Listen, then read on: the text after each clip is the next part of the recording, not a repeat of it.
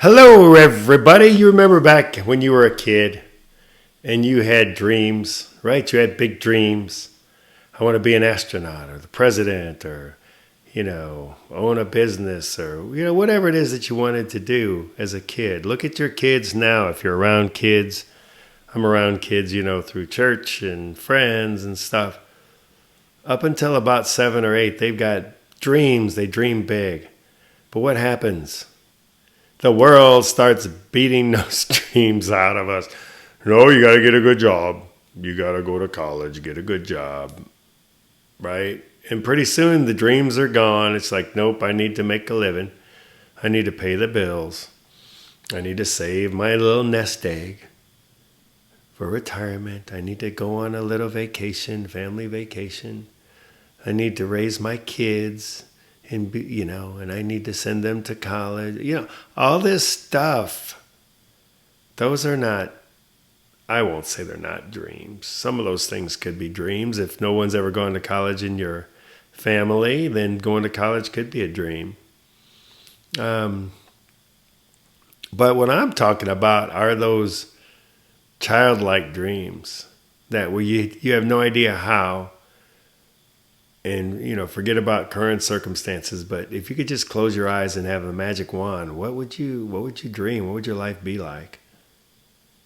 What do you think God wants your life to be like? Okay, so with that mindset, and we know God created this world for abundance and love and put you in it for a specific purpose to do amazing things. I think when we interpret stuff like, oh, well, maybe he just put me here and I just had to do the best. No, that isn't God's attitude. He didn't say, well, I'm going to create Joe just so he can, do that and be the best. I believe God is like, wherever you find yourself, do the best. But there's always more from God. God is always expanding. He's never stagnant. And I feel like as long as you continue to, do his work in this world, you're gonna stay here. He'll keep you here because you're doing those kinds of things. Now, again, that's a general statement, could be polarizing. We'd have to have lots of discussion about that.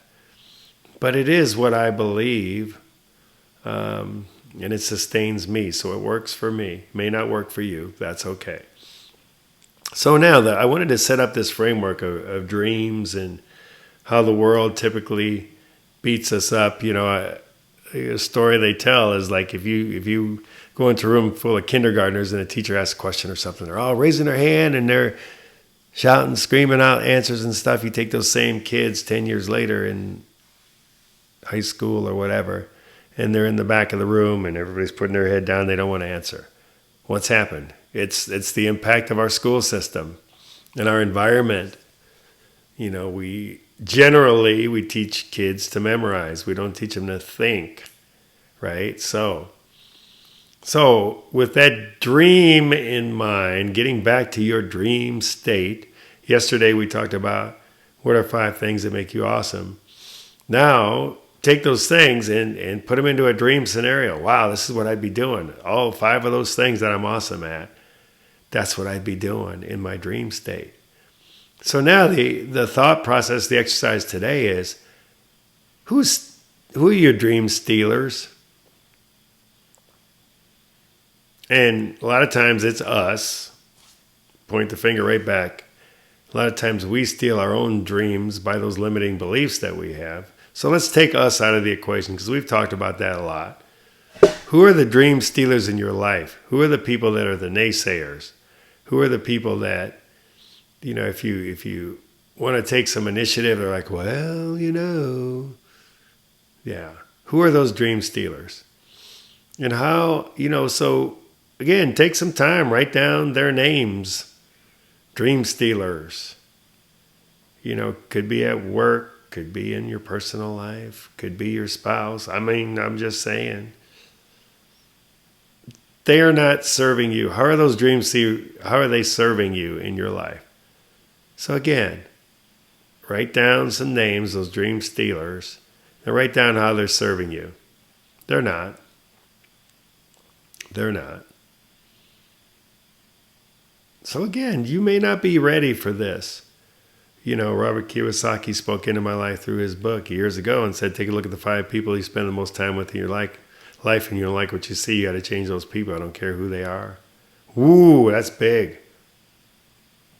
Right? But it's true. You got to change those people. I don't care who they are. Because the world, again, we talked about ordinary and extraordinary. The world is going to gravitate to ordinary. So, back when I was a kid growing up in Chicago, I took a lot of crap because, oh yeah, you want to go to college and you want to do this, you want to do that. People would give me a hard time. But then when I came back, everybody was patting me on the back. Hey, Bolden, you got out. You did good. Way to go. But it's this, woe is me. Misery loves company. The world is going to try to pull you into the same traps because then it makes them feel better, right? So if you want to be different, extraordinary, get back in touch with your dreams. And then get those dream stealers out of your life. Get them out of your life. And I'm not saying you don't ever see them again. You just distance yourself from them. You start spending less and less time with them. If you need help on how to do that, we can certainly help you over at Life Transform. That's what we do.